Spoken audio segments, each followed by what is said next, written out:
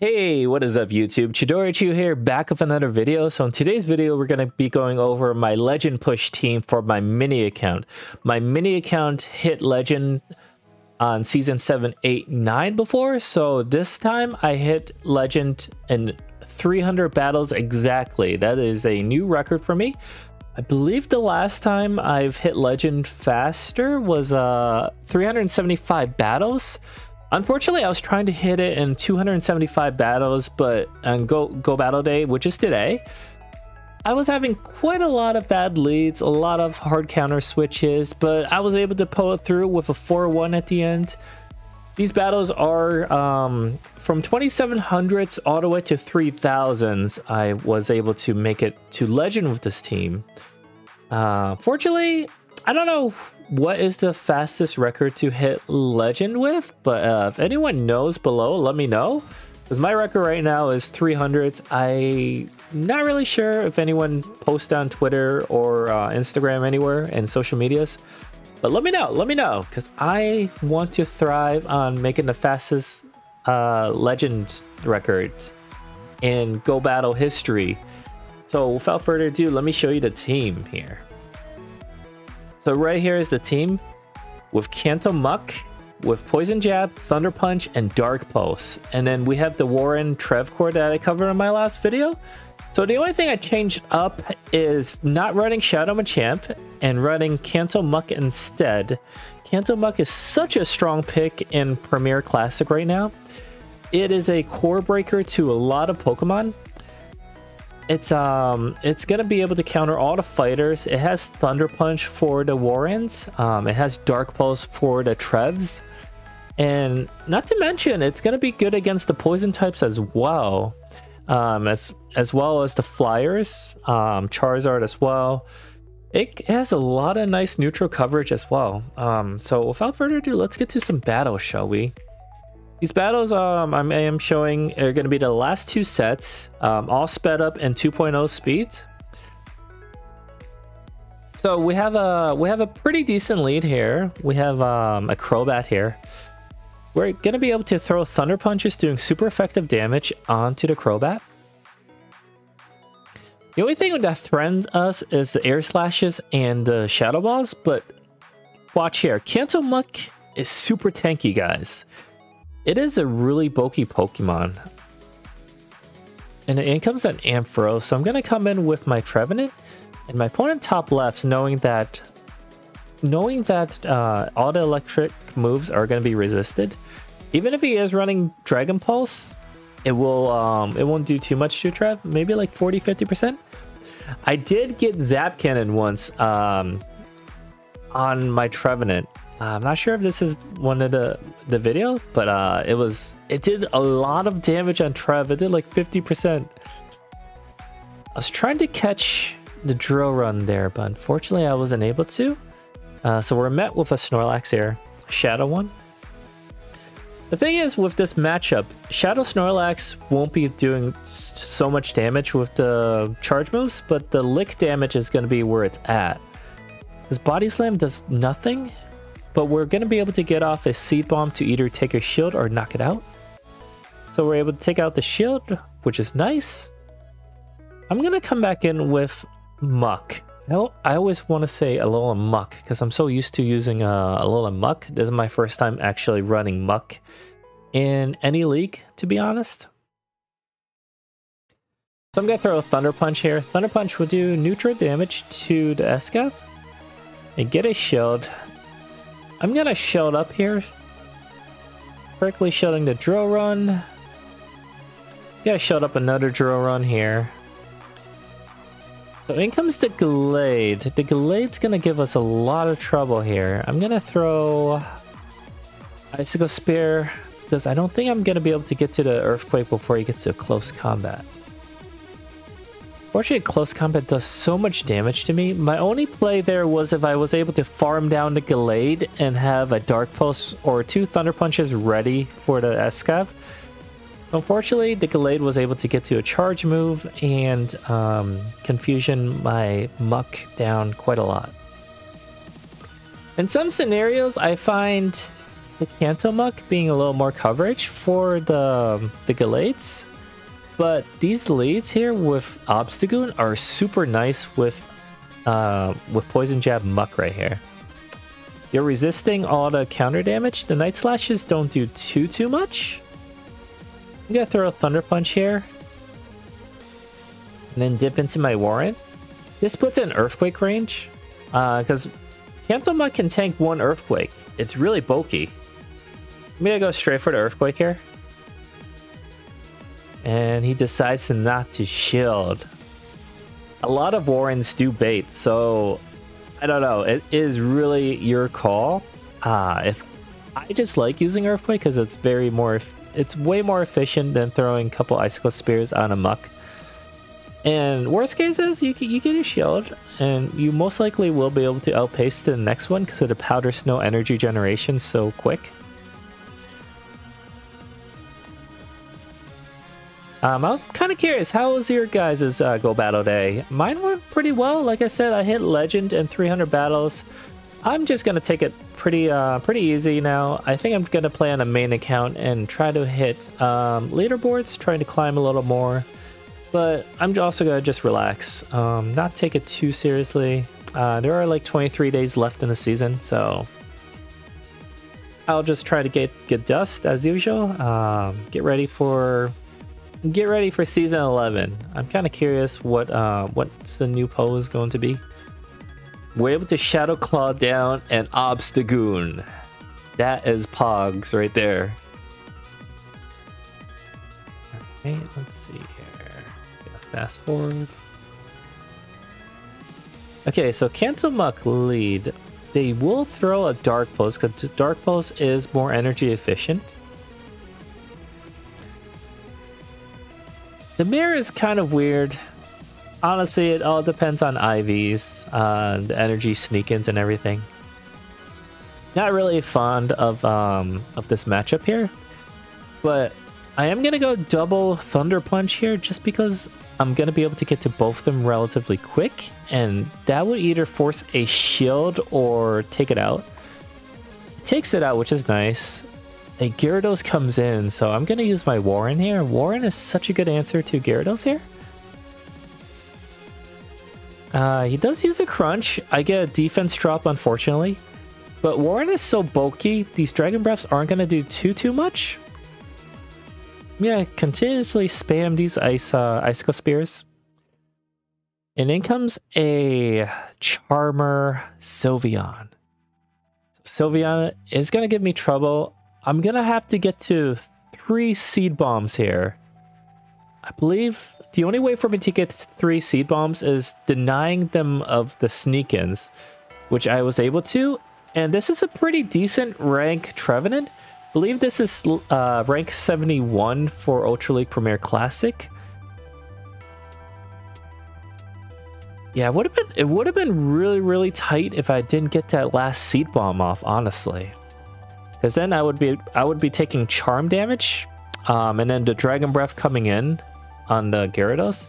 Honestly, I think I would have lost if he did sneak in one Charm. So very good play on denying all those Charm sneak-ins he was trying to go for. So currently 3-1 record, as you can see. We lost to the Gallade.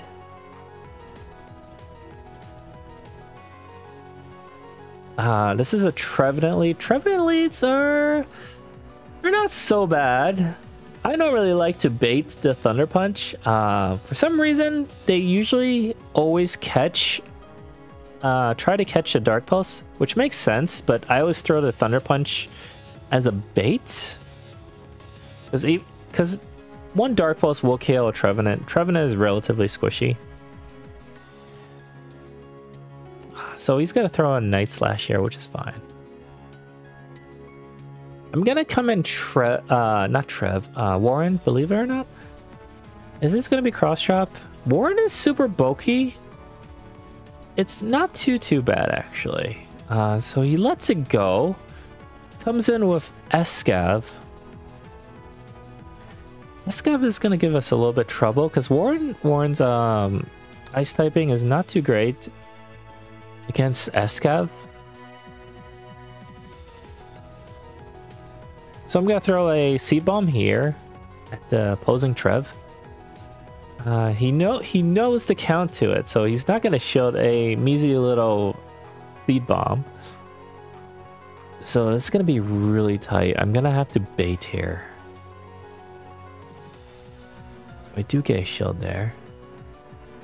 I'm gonna throw Icicle Spear. I just need to get off charge moves here like no tomorrow. He is gonna be able to get to a drill run here, unfortunately. Well, I'm gonna be able to tank this drill run and claw down. Oh, the Mega Horn. Oh, I think my opponent was one of those people that knows they're in the victory, but they undercharged it and let you win. That is their style of tanking. They play it out like a real battle to death, and then they top left, or they let you win from there. So there are those kind of people out there who probably want to tank for Go Battle Day or whatever the reason is.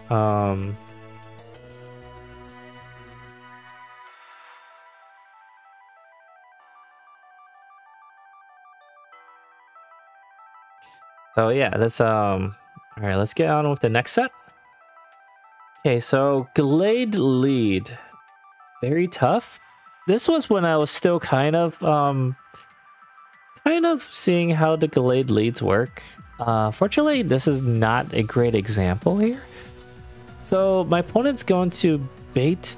It's not really a bait because it does super effective damage, but Glade hurts Warren quite a lot. I'm going to tank the Leaf Blade here. In comes an opposing Warren, unfortunately.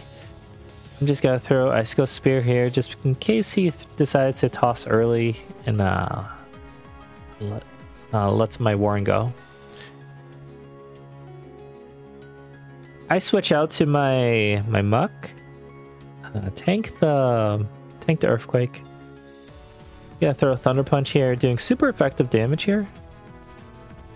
Believe I just keep the shield for the Trevenant from here. This is not too great.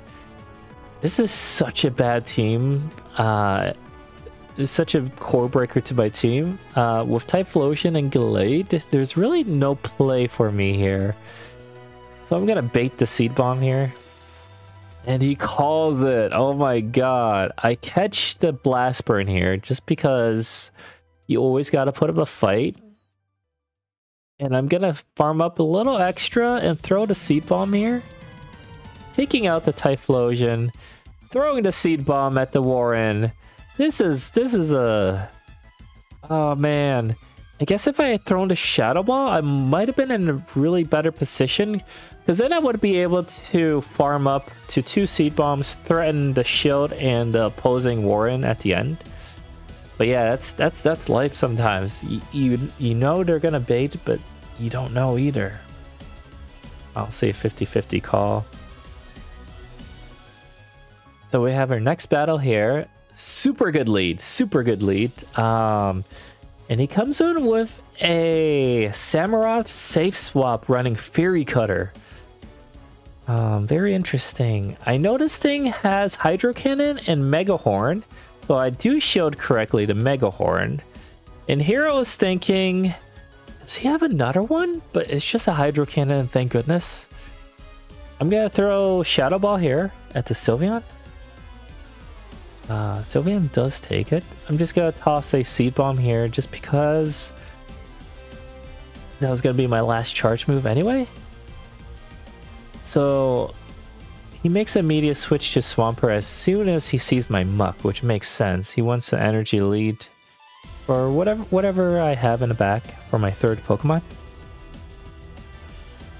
I do correctly shield the Earthquake. I figured most people like to just throw the nuke move, and then if I don't shield, they'll just go for the smaller charge moves afterwards to kind of scare people because they are kind of in a low HP situation where shields do matter against even stuff that are being resisted. So this is a really tight game here, as you can see. My Muck lives by 1 HP, surviving, and then I get off the Dark Pulse. Oh my goodness. I was even saying, oh, anticipate the catch. And what do? I let him catch. Making the game a lot closer than it should have been. But man, that was really dumb of me.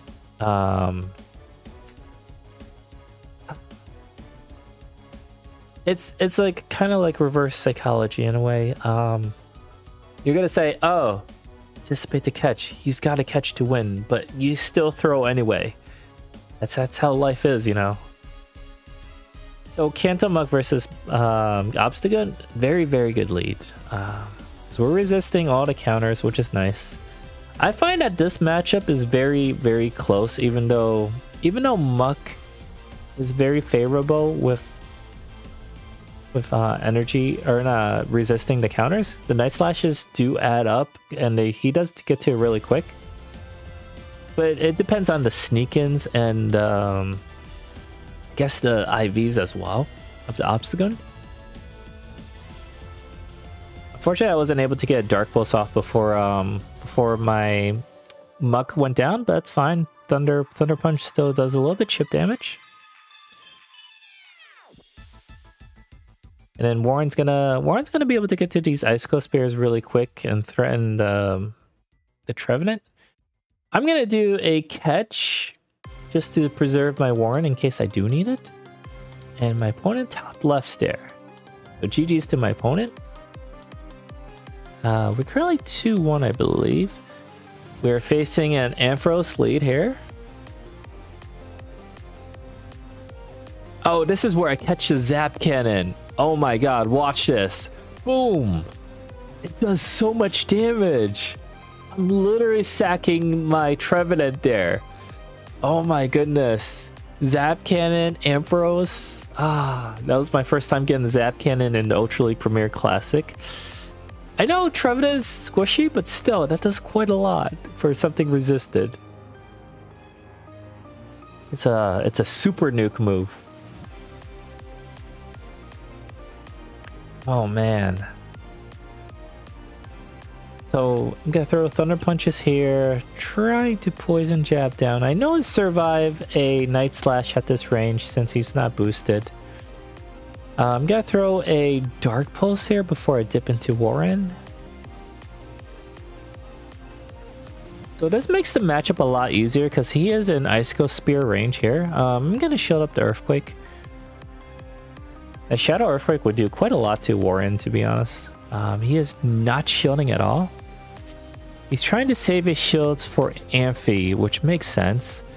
Amphi is a big threat to Warren and my team.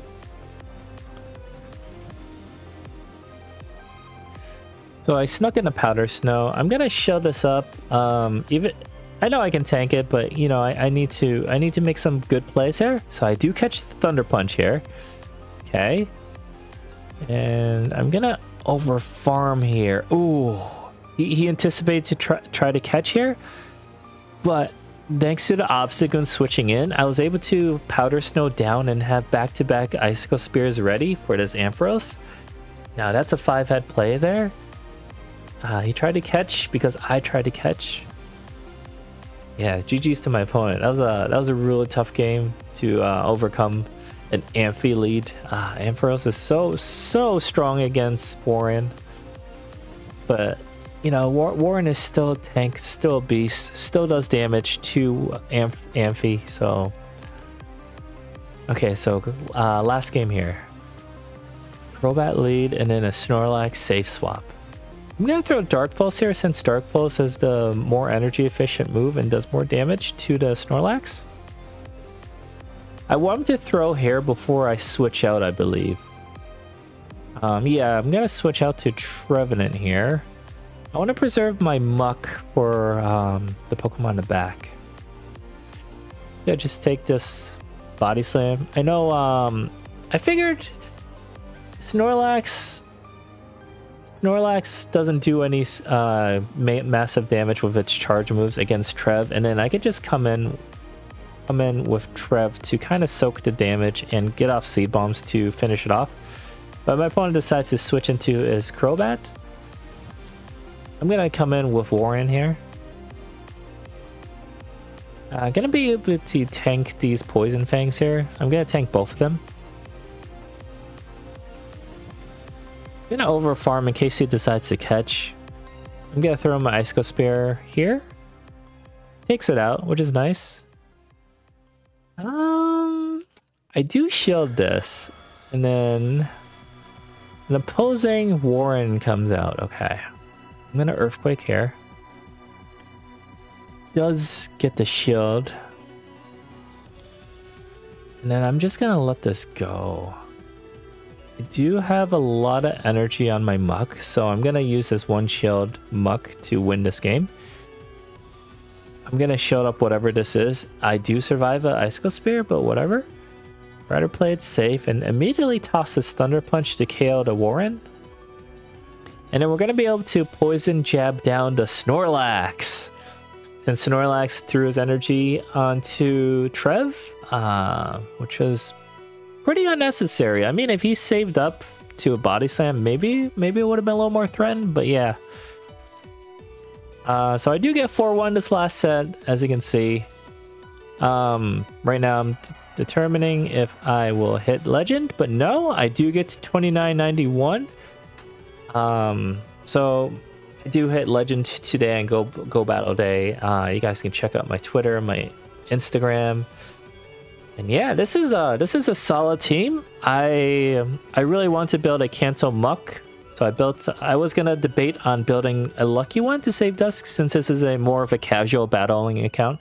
But it was a really good thing I did build a rank 42. You definitely want to build a higher rank Muck. As you can see, I survived that Earthquake on the Swampert, so really made a big difference. And then rank 1 Warren, you know, it's good, it's bulky. And then a rank 71 Trevenant. So this is a pretty good team. I highly recommend it if you guys want to use it in your last days of Ultra League Premier Classic. This is a really solid team.